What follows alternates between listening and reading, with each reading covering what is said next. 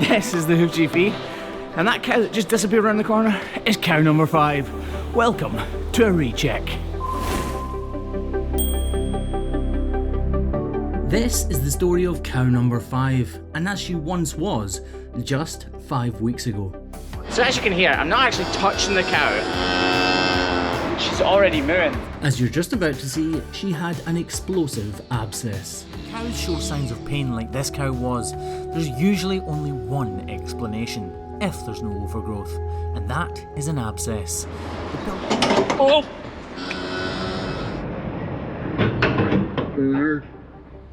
No wonder she was feeling so much pain in this front left foot. These things happen overnight sometimes, believe it or not, and as you can see from these before images, she was actually well kept. Her feet were in good shape, but something happened. Some kind of accident or incident happened to this cow's foot and it became inflamed and an abscess formed. But can you just begin to imagine the relief when all of that pressure was released? This was the end of the first day's trim, and as you can see, there was a substantial hole. We sprayed it down with iodine and wrapped it with salicylic acid, and just look at how she walked.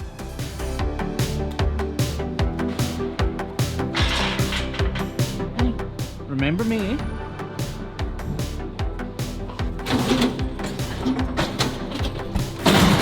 Actually, I just remembered, she did this the whole time she was in the crush last time, didn't she?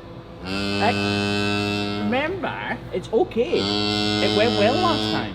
So just to recap, this is how number 5 first came to us around a month and a bit ago, I think it was. She could barely bring herself to even touch the ground with this foot.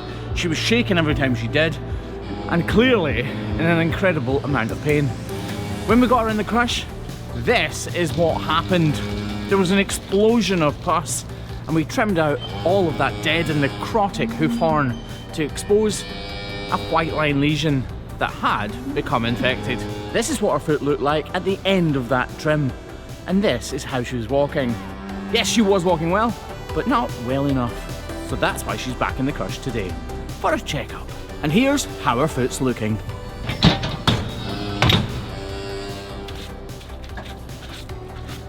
So this is where the problem was, obviously.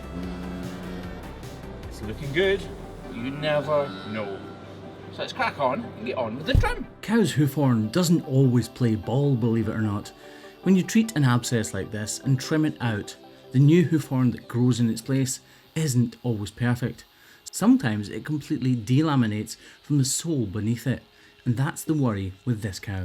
Has her foot healed completely, or is there something else lurking beneath?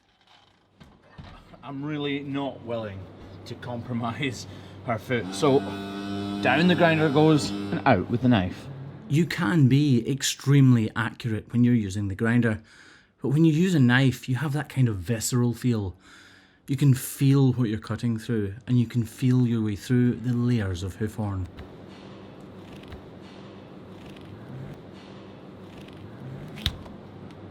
Oh.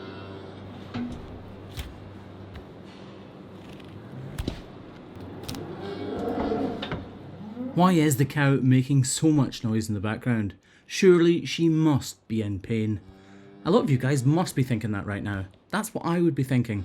And in fact, in the first video, it's exactly what I was thinking. But the fact is, some cows don't like being in the crush, and she's just showing her annoyance at the situation.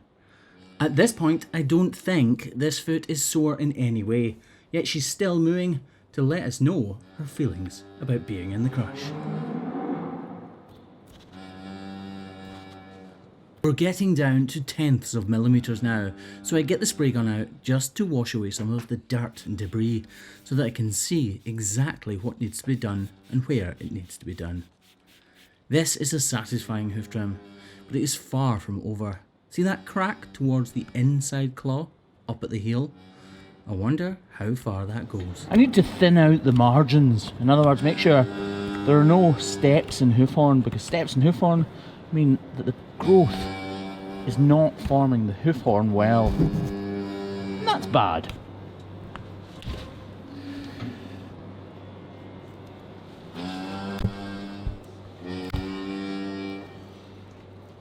This is often the case, you know. You get one problem, and then once you lift that foot up again to recheck it, that issue has travelled slightly, and this is definitely the case here.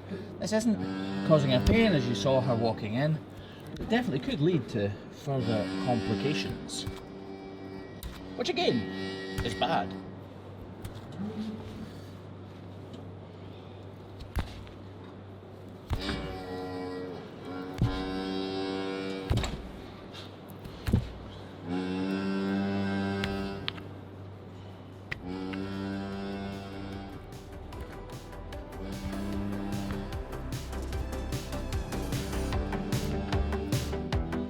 So because we've thinned out that wall horn, it's the structural part of the hoof. It carries most of our weight, and because we've thinned it out, we need to apply a block to the other foot to make sure nothing goes wrong with the one we've just fixed. So that's exactly what we're going to do. If we want the block to stick, we need to make sure that outer claw is level and flat, which is exactly what I'm doing. Now this is the before and after. That's what you call a satisfying job. We're just putting this glue on to make sure the sole has a chance to thicken up and that she doesn't regress back to how she was. Anyway, the block is now pretty much on, so let's see how she walks. Please excuse the odd slip. That, folks, is what you call a success story. Cow number 5's foot is pretty much completely healed. Yes, it doesn't look totally perfect yet, but in a couple of weeks it will, and she will have made a complete and full recovery. This has been the Hoof GP, guys.